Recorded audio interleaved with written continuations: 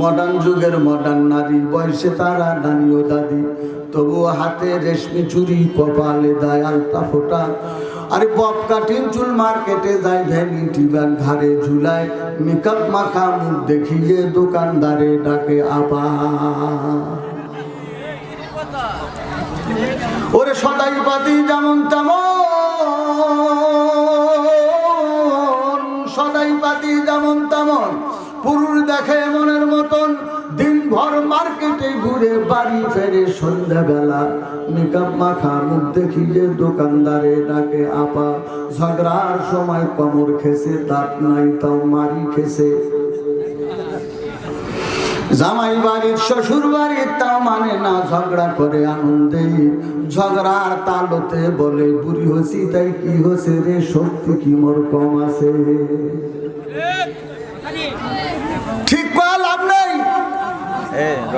এ দোষ মা বোনদের নয়, এ দোষ হচ্ছে আমাদের পুরুষ গার্জিয়ানদের।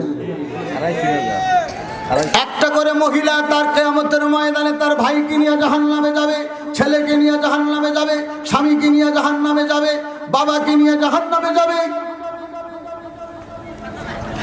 যতদিন পর্যন্ত জন্মের পর বিয়ে হয় নাই, বাবার দায়িত্বে ছিল, বাপ মারা গেলে বড় ভাইয়ের দায়িত্বে ছিল।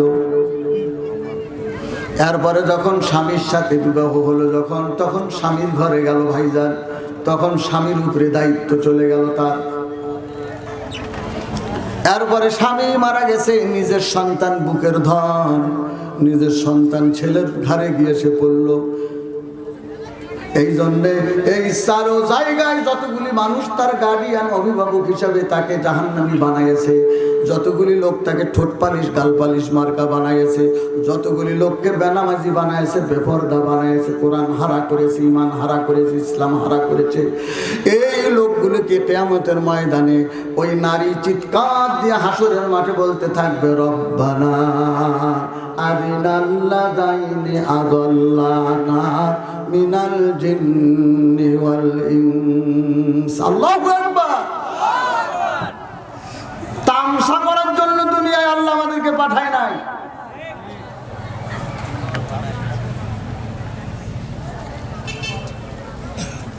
প্রত্যেকটা অভিভাবককে, প্রত্যেকটা গার্জিয়ানকে আল্লাহ কোরআনে দায়িত্ব দিয়েছেন,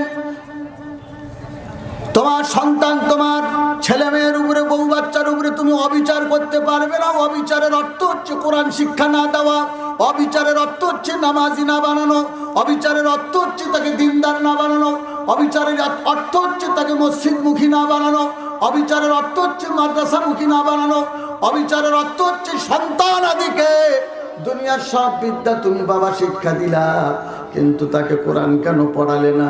কিয়ামতের ময়দানে ওই সন্তান, ওই বিবি, ওই বাচ্চারা আল্লাহর দরবারে মামলা দায়ের করবে, আর বাবার গলায় রশি লাগায়া টাইনা টাইনা, ভাইয়ের গলায় রশি লাগায়া টাইনা টাইনা, সন্তানের গলায় রশি লাগায়া টেনে টেনে, স্বামীর গলায় রশি লাগায়া টেনে টেনে আল্লাহর দরবারে, ইজলাসে আল্লাহর দরবারে আদালতে নিয়ে যেতে থাকবে, আর বলতে থাকবে, আল্লাহ ইচ্ছে করলে এরা আমাদেরকে দিনদার বানাতে পারতো, আজ হাত ধরে আঙ্গুল ধরে তারাও জান্নাতে যেত, আমরাও জান্নাতে যেতে পারতাম।